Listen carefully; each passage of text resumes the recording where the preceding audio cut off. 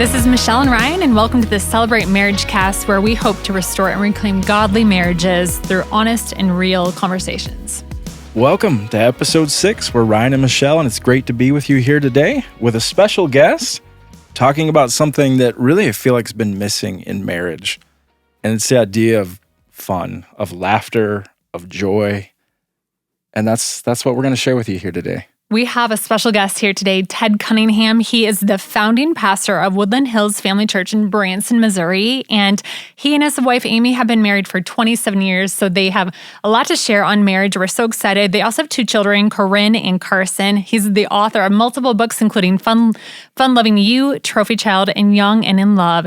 And also the co-author of 4 books with Dr. Gary Smalley, including The Language of Sex, From Anger to Intimacy, and his most recent release, A Love That Laughs. He's a comedian on the Date Night Comedy Tour and has spoken to over 100,000 people every year, and recently was in Sioux Falls for a marriage date night here at Celebrate. Ted, it is so great to have you back with us. Welcome. I've been looking forward to this. Thank you.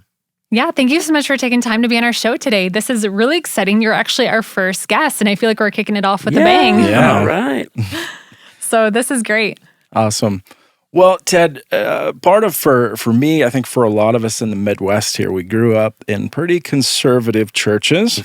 And the idea of a pastor and comedian is probably unheard of for a lot of people. Just a quick story. Like, I remember growing up in my church, the first time we had an acoustic guitar was...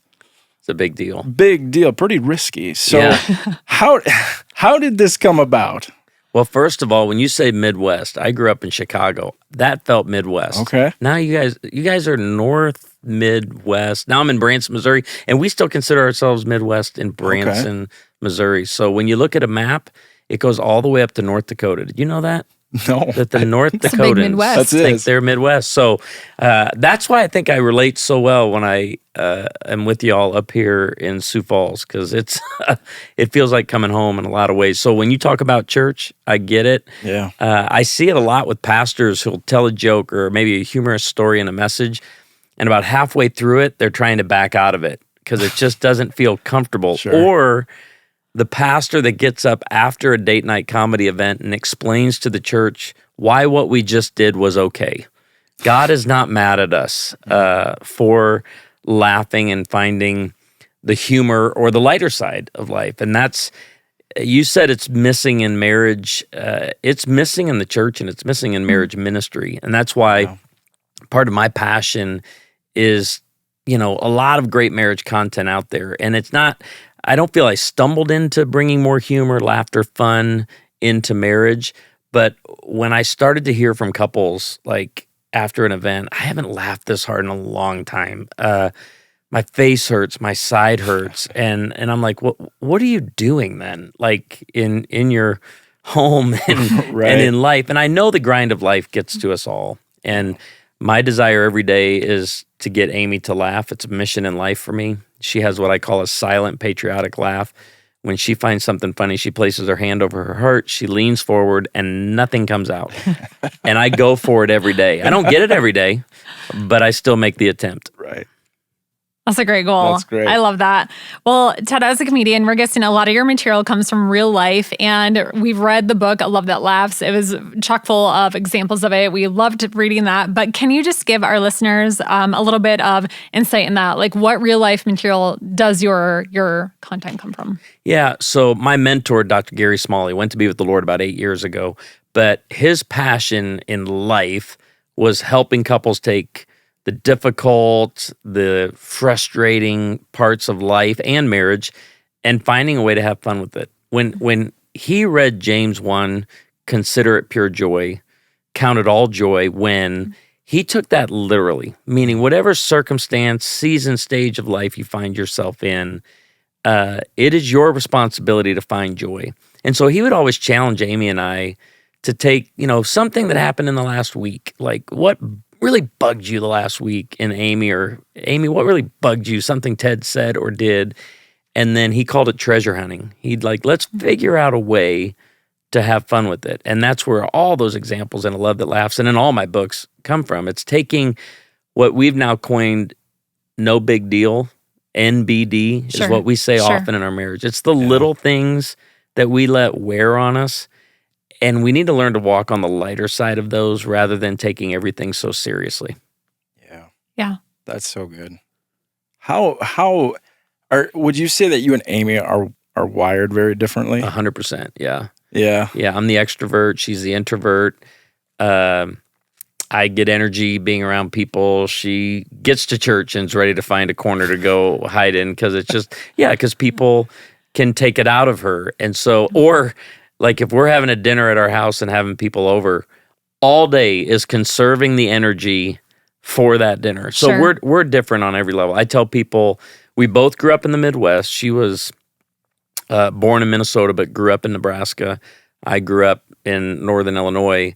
And, I was taught that savings was money you put away for a rainy day. She grew up learning that savings was the difference between the actual price and the sale price. Two very different ways of looking at the same issue. I grew up seeing all signs on the road as laws to be followed. You break one, you go to jail. God stops loving you. That's how conservative a home I grew up in. She sees all signs on the road as suggestions for other people. So whatever the issue you want to bring up that every couple has to deal with, we're typically coming at it from a very different personality, family of origin, place in the country. Even though we're from the Midwest, it's still, we have to make the decision to not negotiate those differences, but walk on the lighter side of them, is what we say. Yeah. That's so good. I think that we can relate a lot to that. We are pretty different as well in trying to find the humor in that. Yeah, I think it's the humor, it's the appreciation of, I'll just give an example of I'm a processor. Like you can almost see the wheels turning. It's so slow. Like I just have to think through things and It drives me crazy. Because Yes. I'm like, I just need a response like right now. And when I'm waiting for that response, it's like you might as well just be pouring fuel on the fire because I'm like just starting to burn up. But learning that when you're waiting and processing, it's actually out of respect and like an honor of not wanting to say the wrong thing or not wanting to say something hurtful. Right. Yeah. And wanting to give a good response and not a reaction. Yeah. Right. Yeah. Well, what does Scripture say? The wise restrain their words. Mm-hmm. And I always tell husbands, the secret to restraining your words is to not let your wife know you're restraining your words. Like, you, Yeah. Yeah. don't brag about it. Like, Yeah. oh, you have Yeah. no idea what I want to say right now. But I am holding back because, no, just hold back and don't say anything. That kind of that's the negates key. everything. Yes, that you just did. And like, 100%. no. Yeah, but you would prefer verbal processing because then you're brought into the conversation Yeah. in his head and you want to know what's going on in his brain. Yeah. And he's gotten better at saying just like, hey, I just need to think about it. Or, hey, just give me a moment. And I kind of, So we've been Michelle, married I'm a for little almost like 20 you. I would Yeah. say if you need to think about it, then the answer is no. That's like where my brain goes right away. It's like, I know what processing means. You're shut down to the idea. Let's go. Oh, well, just a quick segue here, just to kind of, obviously this is a marriage podcast. What role does fun and laughter play in your marriage? Yeah. So we make it a goal. We believe laughter is an expression of joy. Okay, so laughter can lead to more joy, but when our hearts are light, and please hear me, we understand there's difficult seasons and stages of life, but the one thing we know as a Christian, joy and sorrow are travel companions.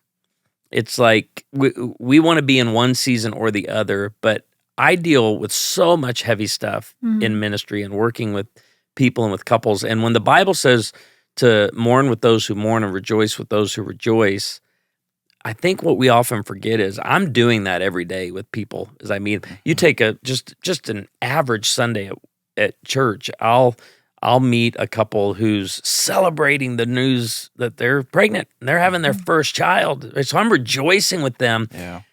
2 minutes later, I'm talking to a couple who miscarried. Yeah. And now I'm mourning. Right. Yeah. And then I go over here, this couple just closed on their first house. Man, so this couple's excited and I can rejoice with them. And we had a flood and this couple lost everything that was in their basement. So I'm mourning with them. I mean, so Right. It's a roller coaster. and I want the church needs to understand this is why you don't see tweets from me and social media posts from me that are constantly like, hey, Sunday's gonna be lit. Well, the bottom line is Sunday's not lit for everybody. Yeah. Like it's not hype for everybody. So when I talk about laughter and joy, I'm not talking about faking it. Sure. I'm talking about what 19th century preacher Henry Ward Beecher said. He said, a person without a sense of humor is like a wagon without springs, jolted by every pebble on the road. Good humor makes all things tolerable. Laughter is one way we can cope, and it's a healthy way to cope. It's a God-given expression that we have to not take ourselves so seriously, take God very seriously, but I'm able to walk through difficult seasons and stages that at times can be in the same day. Sure. As I walk with other couples through it. And Amy and I have just made it a habit, a discipline in our home. I told you she has that silent patriotic laugh.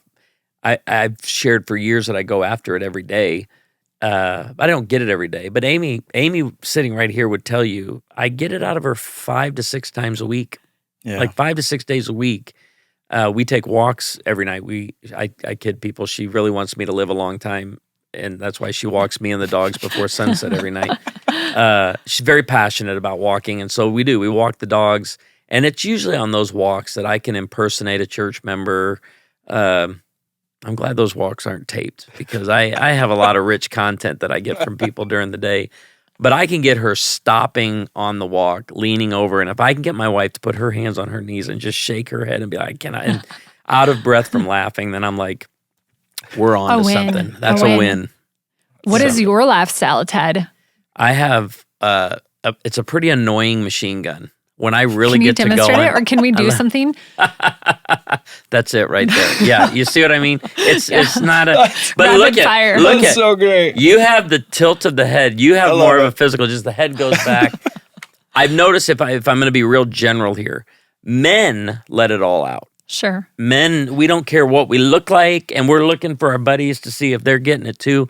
Women just, this again, general observation, tend to hold it in. And I've observed thousands of people at date night comedy events, and I watch when the women get to belly laughing, they put their hands over their mouth, and they're like, and I'm going, what? Why do you feel? Because I don't know if it doesn't feel sophisticated or ladylike, but I tell ladies, let it out, just let it out.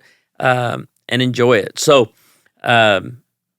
Amy doesn't go for my laugh as much because I do plenty of. When she gets to laughing, laughter is contagious. Sure. It's a lot like a yawn. Sure. I get to laughing.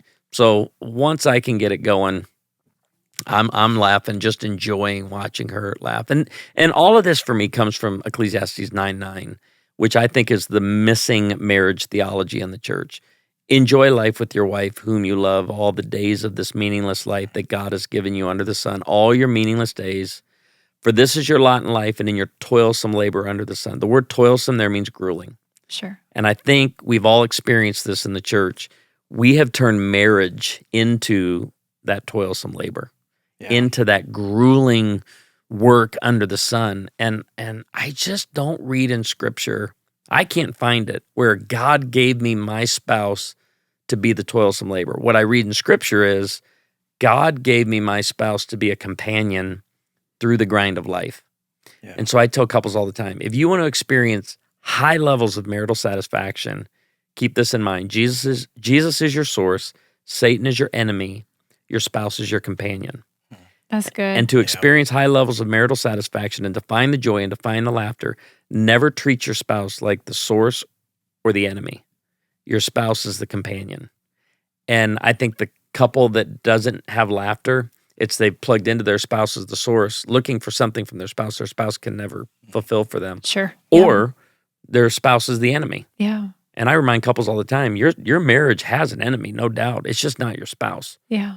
So fight on the same team. Walk side by side through life together. That's great. Yeah.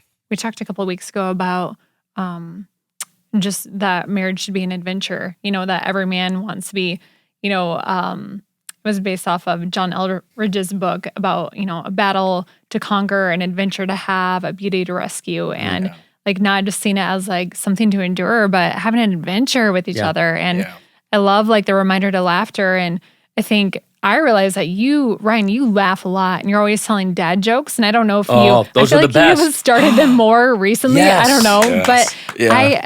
Ted, I have to tell you, I did practice what you had in your book about you shared about a study where people stood around and they use this in therapy groups where Fake laughter. your brain can tell the difference between real laughter and fake laughter, but your body can't. Isn't that great? So you had said to put your hands to your jaws and go, ha, ha, ha, he, he, ho, ho, ho. I got you laughing. I know. I mean, And then put it on your belly. because you actually fell for it. No, I'm just kidding. It's true. And it was such a riot. Like we just were like roaring with laughter. Now our daughter, she's 17. She's kind of a tough egg to crack. I think we might have gotten her at the very end. Maybe. You were pretty aggressive with your laughing, but I definitely had belly laughs going on, and it was so much fun. With the 17-year-old, though, you got to remember when the kid turns 17. I noticed this with both my kids. That's when they really can't even stand the sound of you breathing. Right, the sound of you breathing is like, oh, you're even in here, right? And chewing put them over the top when they heard me chewing. So you can imagine fake laughter. But that's what I tell couples. Yeah, when your spouse says something that they think is funny and you don't, fake it. And let your body reap all those great benefits of laughter, the reducing of tension and stress, the burning of calories, the, taking in oxygen-rich air. There's so many physical benefits to laughter that even if it's fake, but you fake it enough, that laughter turns real pretty quick. Yeah. Like it's genuine. Right. I'll start laughing at your dad jokes, Ryan. What's your best dad joke?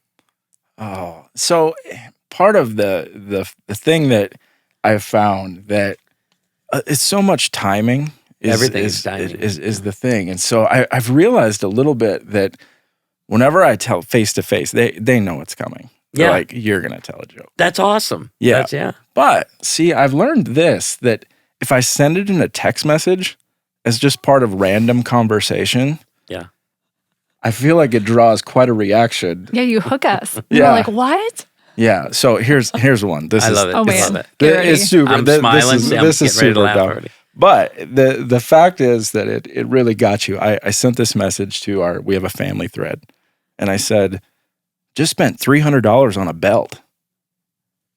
And then I let it sit there for a little bit. And pretty soon Michelle starts, you did what? and then like there was a few other messages like, what? And then I was like, yeah, it was a huge waste.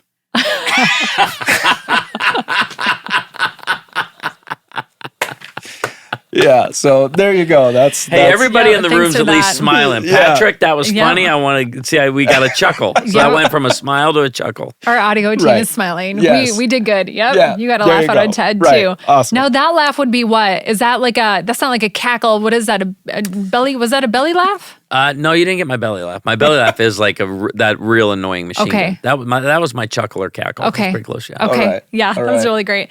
Well, Ted, what is the difference between laughing with your spouse and laughing at your spouse? Can you give us some guidance for that? Yeah. So two things: appropriate humor and appropriate timing. Sure. Yeah. So there might be something that's appropriate humor. It's just the wrong time. Like it's too soon. We would use that term too soon, even as a joke. Sure. But there are times it's serious. Be like, hey, that's going to be something a week or two from now. We're going to find great humor in it, but not right in this moment. And I think that's where we do some real damage. True.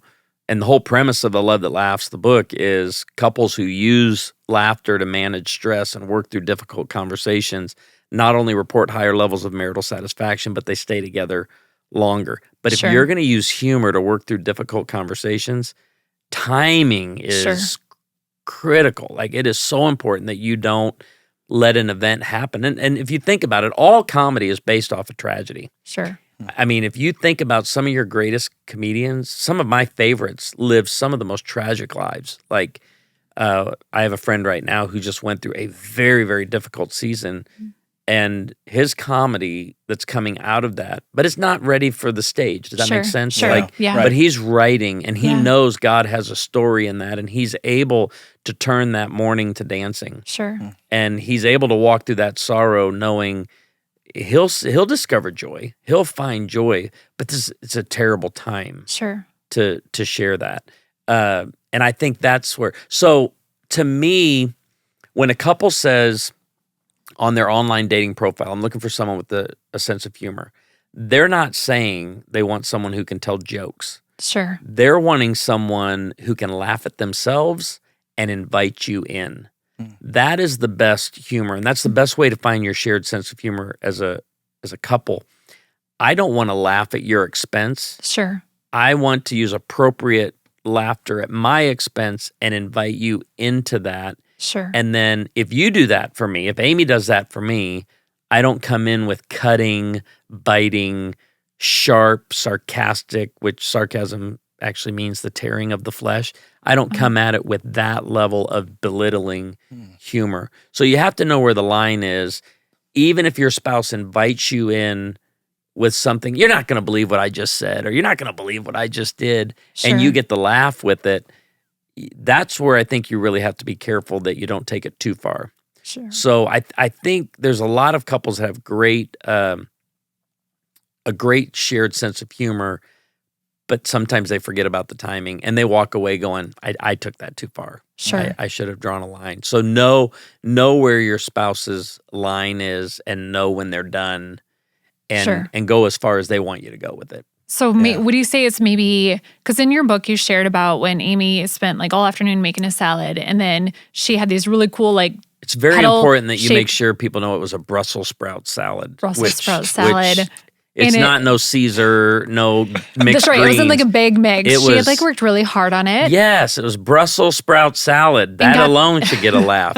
and like major kudos points for making that, because like to make Brussels sprouts taste good, which I'm sure it did. Like that's we'll never know. Too. It ended up on the floor. Never know. So where she got these cool where it belonged. But now it's not too soon, so you can joke. But at the time, she had these cool salad lid toppers. They were flowers. You shared how she put it on top, and right when she was saying like, "Wow, these lids are amazing," she picked it up by the lid, spilled over the floor, and you went over and were cleaning it up, and she came back in. She just left the room. She came back in and you said, isn't this amazing? Yeah, too soon. Too soon. But I knew when I was cleaning it up off the floor, one, I was grateful that I didn't have to eat it. Two, I'm going, I'll use this one day. Yeah. I will actually get a half a chapter in a book out of it. So I knew right there, but she was always writing content. Oh, she was mad. She needed your compassion and empathy. She wasn't mad at me. She's and I even invited my son, come over here, Carson. You're never gonna believe what happened. This was the best. That was too soon. It was way too soon. Do you think it's best then to find humor in things like that you observe in the world, or like things that happen to us personally? Like, is that a better approach than I mean? So obviously comedy is observation. And my favorite comedians, Brian Regan, Nate Bargatze, Jim Gaffigan, and they're, they can go on 10, 15 minutes on cake, on pie, on, the TSA at the airport. So they're able to go many layers on a single issue, but they're just observing. Sure. And I'll give you and I put this in the book. This is important to understand. When we laugh at the videos we watch online of people falling down, we only laugh when we know they're okay. Yeah. And it is something about our brain that's able to, because there's some things I see online where somebody falls and gets hurt, and there's nothing funny about it at all. Right. You're like, whoa, that person's still alive is a big deal. Yeah. But there are other times, like a crazy fall happens and the person gets right up and it makes us laugh. And I just think that right there is a great example of all of our laughter. Like, we have the ability to discern that's funny. Sure. That's mean. Sure. And there's a difference. Sure. And our kids have learned that. And so that's why let people invite you into that rather than you calling it out. Because now you're just rude or mean in a belittling spirit. And that's not what we're looking for. Yeah, that's really great. Well, Ted, you have a book that we have read, and it's called A Love That Laughs. Would you just share a little bit about this? I think one of the takeaways I have in my bag here. I'm actually impressed you read it. Like, I mean, you got it. Like, she's not reading notes when she recounts those stories. Right. And I'm going to be happy to sign it so you can sell it on eBay for 75 cents. I would love that. But what I loved was that it was really practical. So there were like lists in here on communication application types, and each chapter had prompts on it as well. Is there like maybe a takeaway or something that you can share with the listeners about just the book, or maybe a couple of nuggets from it? Yeah. So honestly, what's become my favorite chapter in that book is chapter 2, which are the 38 benefits of laughter for marriage. And I encourage couples to start there, because not all of your listeners right now are convinced that it's that important for their marriage. Sure. Yeah. Or that it's a neat thing. We'll watch a rom-com on Friday and laugh a little bit. And they don't see the value of it in daily life. And I'll tell you, I mean, this is in chapter 2 as well. There's a reason Southwest Airlines, Ben & Jerry's, and Google have fun and laughter in their mission statements, because they know it makes the workplace more productive. Sure. Yeah. Okay. And I'd say the same thing for marriage. There's a value to it for your marriage to grow you closer together and to experience higher levels of marital satisfaction, because your children are watching, friends and family, the church, the community is watching. And you're actually now, if you're known by the way you love one another, to me, laughter is an expression of love. It's like, I just really enjoy being with this person. The scripture says about the first church in Acts chapter 2, they ate together with glad and sincere hearts, right? They enjoyed being together. And this is my sadness with a lot of churches, is I meet a lot of people, they just don't enjoy being together. Yeah. It's like that the purpose of the church fellowship, that isn't just spending time together and serving one another. It's actually, I enjoy these people. I get life from these people. Yeah. I want to bring life to this. And that's why those 38 benefits of laughter, I want people to walk away from that chapter going, we have got to, whatever we do, we have got to figure out how to bring more of this into our life. Yeah. Because our walk with one another, our walk with the Lord, this is an overflow of that. Yeah. And it's a testimony to the world. And so, at the date night, I shared 7 of the 38. That chapter started off 75 benefits of laughter for your marriage. And the editor said, "You have lost your mind. Edit." I came back with 50. Wow. And she said, "You're kidding me. That's too many." It was like a 16,000 word chapter, which is way too much. It made the book kind of awkward. And I brought it down to 38. How'd you come up with 38? Because I refused to go down any lower because we were cutting out all these great, that list now is half of what it should have been. Yeah. And so, and there's just so many benefits, and it's changed our marriage. At 27 years of marriage, I can tell you, Amy and I enjoy each other now more than ever. That's awesome. Mm-hmm. So awesome. Yeah. I was going to look and see if I could find one. You shared that one about the wagon wheels. That was the one that I actually had underlined, was a person without a sense of humor is like a wagon without springs, jolted by every pebble on the road. Good humor makes all things tolerable. Yeah, that was it opens 9. us up for truth. Yeah. That's a big one. That's why I like to cope. use it when I teach, because it's kind of like, I remember when we lost Amy's grandfather in 2012. The chaplain at Mayo Clinic in Rochester, Minnesota, said something to me I'll never forget. He said, Ted, Carson's young, and he doesn't 100% understand what's going on with the death of his great-grandfather. Sure. But you're going to have a moment where you're on the floor playing Legos with him, and he's just going to ask you something as simple as, what happened to great-grandpa's body? And you're not going to get a 5-minute lesson. You're not going to be able to reach for your Bible. Right. He goes, you're going to have 30 seconds. Yeah. Or less to teach him something, because the love language every kid gets is play. And when you're playing with a child, it's when they're learning, it's when they're absorbing. And laughter is play for adults. Mm-hmm. When you get someone laughing, this is what I love about date night comedy. It's not just an hour of laughter. There's a lot of truth coming in the side door that they're absorbing, and they're going to remember it. They're applying it. And so it's a key to helping people learn. You think about your favorite teachers in school. I almost guarantee you they made you laugh. Yeah. Made it enjoyable. Yeah. Yeah. Absolutely. They spoke to your value and pictured a special future for you, but they made you laugh. Yeah. Okay, Ted, it's our final 3 minutes of the podcast here today. This has been so much fun. We just have 3 questions that we like to ask all of our guests. Okay. Just kind of rapid fire here. First, why marriage? Why is marriage, what's your marriage why?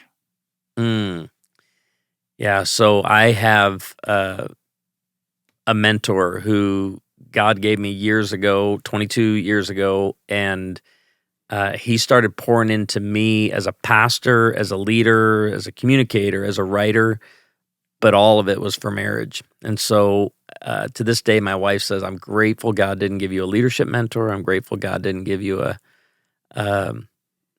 pastoral mentor, even though I have those. But the one that walked closest with you, Dr. Gary Smalley, poured into your marriage. Cool. Yeah. And our marriage is to this day grateful. And that's why we say at our church, every marriage is a duet in need of great backup singers. Gary and Norma Smalley were our first backup singers. Yeah. And now we've made it our goal in life to be backup singers to the duets all around us. That's good. beautiful. Yeah, that's so good. All right, best date night. Best date night, Warman House, Branson, Missouri at Big Cedar. Anyway, if you wanted to be that specific, we've become foodies. Okay. And so for us, a quiet table in a quiet restaurant, you're never going to, my wife, I've already told you, is more the introverted one. You're never going to catch us having a date night at Hard Rock Cafe. We've been in some loud restaurants. Sure. She does not like the loud.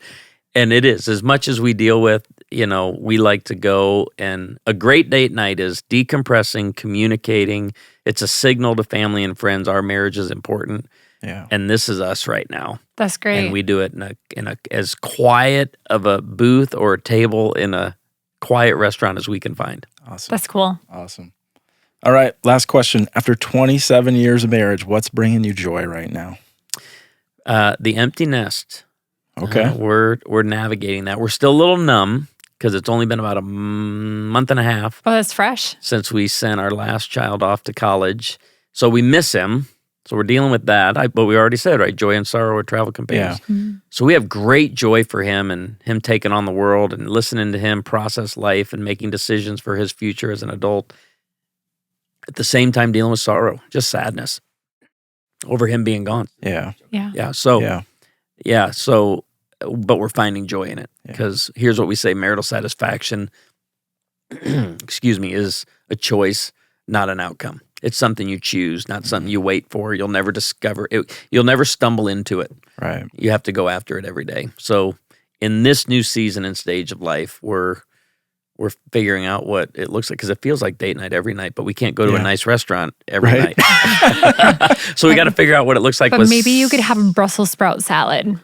I'm not going to let you end this podcast with Brussels sprout salad. Have you ever had Brussels sprout salad? I think I have. Yeah. Can you repeat that line? Marriage satisfaction is a choice, not an outcome. That's really good. People think I find the right person, we'll have it. No, a good match is a good start, but it's not a guarantee of a thriving marriage. Compatibility will be easy and automatic. No, you choose that. You're intentional with that. And so long as you're intentional, nobody wakes up and says, hey, today we're going to drift in our marriage. Drift is just the absence of decision. You've stopped deciding. Yeah. So you have to choose to find the joy every day. That's so good. That's so good. Ted, thank you so much for being here today and being our guest. Where can we keep up with your happenings and where can we buy the book? Yeah, so or any of your books. You can go to woodhills.org. That's our church website. That's where all our messages are. I have a course called Helping Couples Win, and so I have a website for that, and all of my resources are on there, helpingcoupleswin.com. And then this is the line you use on radio all the time, or wherever books are sold, right? So if you don't know about Amazon, I don't know how to help you. I don't. You're probably not on a podcast right now. You're not listening to a pod. If you found a podcast, you probably can find Amazon. Awesome. Thank you. Well, and that is where I bought my book, and I was like, I hope he's still making money. So, but yeah, website. We'll put those links in there too. So thank you. We'll send them to your other website then. Thank you for joining us today in the Celebrate Marriage Cast. If you would like further help or resources on marriage and family, visit us at celebrate.church/marriage. And also, we will be back on 5 Minute Friday with Ted to talk about a thing called Callback. It's going to be super fun. So join us then. And in the meantime, have a great week.